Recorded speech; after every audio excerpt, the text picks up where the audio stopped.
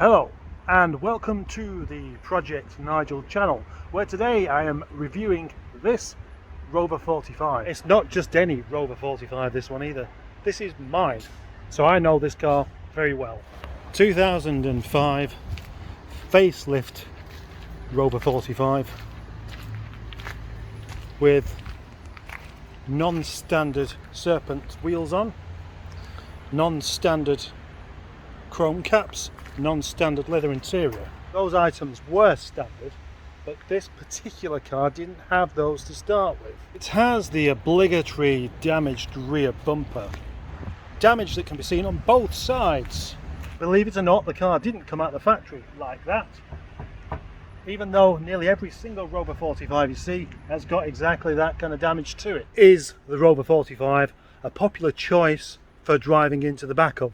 Either the drivers of Rover 45s tend to back into things, or they make sudden stopping movements that you couldn't possibly predict. It's most likely to be a bit of both, I reckon. This particular car has a graze on the front bumper there, which is again typical of old people's cars.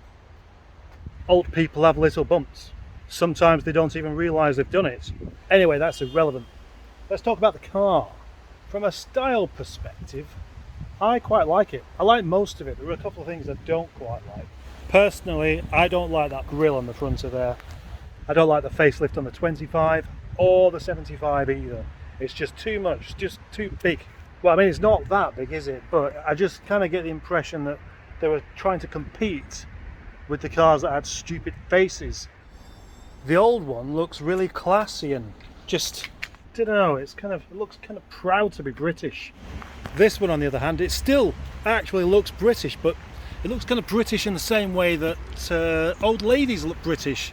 Old ladies with a blue rinse. That's what it makes me think of. Can you see what I mean? Can you? If you can't, don't worry. But then I look at it again and it does all fit together quite nicely, and these headlamps give it a more modern look, which of course it needed. See, from the side the car's almost identical to the Rover 400 HHR. The doors are exactly the same. The crease all down the middle there that is definitely not over the top is exactly the same. It's only when you get around to the front when suddenly it does look a bit different. Here's something else I don't like. Do not like this massive Rover badge, or the 45 badge. Well, it's not a badge, is it? It's an R badge, an O badge, a V badge, an E badge, an R badge. I cannot begin to start liking it. Why does it need these massive gaps in between? But you could have that there, R-O-V-E-R. You could have the Rover there, and that'd be kind of on the side there, which would look stupid. There's nothing to lose, is there? But this back end view of the car I do actually like. I like the way the bumper's more squared off, a bit more angular. The boot lip just continues this flowing line of the boot itself, and then the bumper kind of juts out slightly. The only trouble with this is really the way this kind of juts out like that. It does remind me of slightly of a pouting gorilla. But this trend that happened of removing the number plate from the boot and sticking it onto the bumper like so was copied off the boy racers that were doing that kind of thing, having this flush boot finish, and then, oh, we need to put the number plate somewhere, let's stick it down here. And it just looks a bit gormless, I reckon. Like I said, that slightly angular bumper does actually help its look somewhat. But having driven nearly 1,000 miles in this car, there's one thing I simply cannot get my head around at all. To make this flush, they did away with the handle altogether. So there's nothing to open the boot with. And that does not stop becoming really frustrating. Have to get your fingers underneath there to lift it up. It's just wrong. Who on earth thought that would be a good idea? And who on earth signed it off as a good idea? Why did they do that? It's the most stupid thing ever.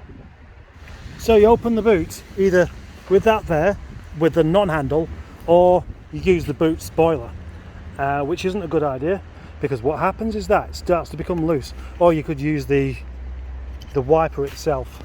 If anyone can come up with a reasonable explanation for this to stop me from being so frustrated, I'd really like to know about it, because I can't see any point to it whatsoever, and it just bugs me every time I go into the boot. Once the boot is open though, you can see it's actually quite large. It's probably big enough for me to fit in there. Yeah. Yep, I can fit in, but my legs don't really go in too well. Maybe that's not a problem, because if I was a gangster, you can just, I don't know, snap the legs off. And the bonus here for people carting around gangsters is they cannot escape. There's no handle on the inside of the boot. The seats aren't accessible while the parcel shelf's down, so you're stuck. So now you've got to consider this, that every time you see a Rover 45, there's a very real possibility that there might be a naughty man in the back of there. As this car harks back to the 90s, you can find a few of the 90s things in here. One of the things in particular is the rear leg room. There's just not loads of it. I'm only 6 foot, I'm not 8 foot or anything like that, but look at that. Well, that's with my driving position. I wouldn't want to sit like that for very long. And the headroom won't be too bad, except the headlining's always going to be drooping down in your bonds. The rear bench isn't particularly wide, and it only has 2 proper seat belts. The other one's a lap belt. Even the Rover 25's got 3 proper belts. The pull handles are very nice though. Very nice feel to them. Something I always find quite important is door shut sounds. So let's test these. That's okay. Same with the front, just a gentle shove. Now this car has the leather seats, but they're not anywhere near as good a quality as the pre-project drive cars. Yeah, the old ones were much more comfortable, but they cut corners everywhere. I mean, look at this. These door cards were used on cars 10 years older than this one, but they are good sturdy cards. I mean, you grab hold of them, they feel nice and sturdy. Obviously these peel off a little bit, and then you stick them back down and they peel back off. But what I miss about the old ones is that capping along the top of there, that nice capping that made it look like a Rover from the inside as well. The dashboard as well, it does look more modern, but it's basically the same shape and it's not as good. Listen to this. The old one uses the same material, but it's got nice padding on it, so you get much more of a sound like that when you tap it. Well, who goes around tapping their dashboard as they drive? Most people do, I suppose. The fake black oak trim looks quite nice, and it's no worse than any other car really of its age. The climate control thing is okay. The stereo is quite good. These buttons feel okay as well. The clock doesn't work. When do they ever work though? The vents are rubbish. The clocks trying to look a bit like the Rover 75 clocks. Nothing wrong with that.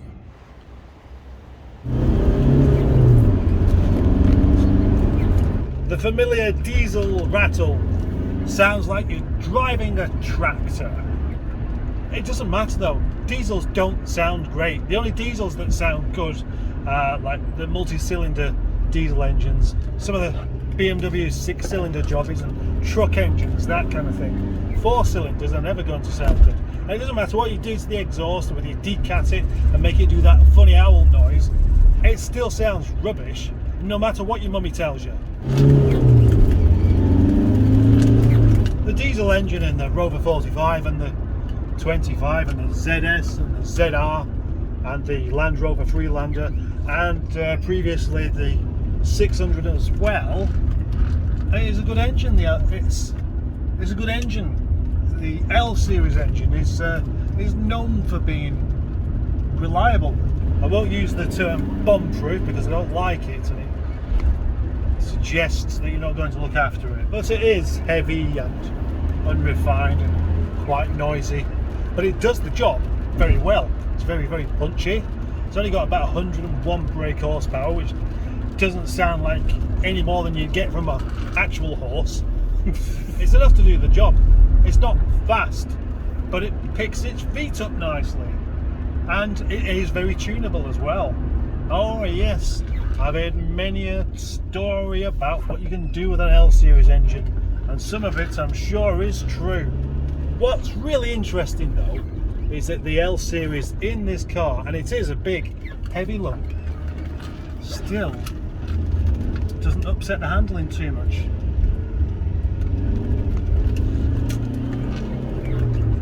It is very, very good.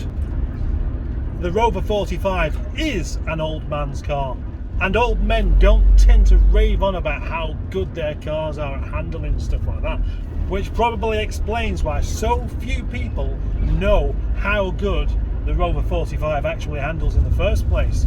I must admit, I drove my old ZS for about 500 miles before I even realised how good it was on the bends. By the time 2005 come around, this chassis and this particular car had been around for quite a while. But because it was so good in the first place, it may have started to look dated, but it didn't drive like a dated car. Consider its competition. The Mark IV Astra was still about, which was quite a solid car, but nowhere near the solidity of drive that this has. And then of course the Mark V, the Astra H, came out, and it looked very modern, but it was rubbish. Mark I Focus was still about, just about to be replaced by the Mark II, which looked very modern, but it was rubbish. This car's underpinnings come from the 90s, but so what? It all worked. Fully independent rear suspension, rear anti-roll bar. It's excellent. Stiff chassis, responsive steering, good gearbox. It's got all the things that you want, yet nobody really knew about it. Just because it's my car doesn't mean I'm going to exaggerate it, and I didn't bribe myself with some beers in the footwell. When you're in the car and driving it, all of that project drive stuff doesn't really make any difference any longer. In conclusion to my review of the Rover 45, it's not a bad car, you know. Honestly, all cars have something a bit off about them, but these are just nowhere near as bad as you might think, and it's about as reliable as you can get as well. The L series engine, one of those that just doesn't really give up. And another thing about Rovers is the paint. Firefrost Red, it's an amazing colour. While all the other car manufacturers went for safe colours such as greys and blacks and whites and stuff, MG Rover kept on making these really cool colours.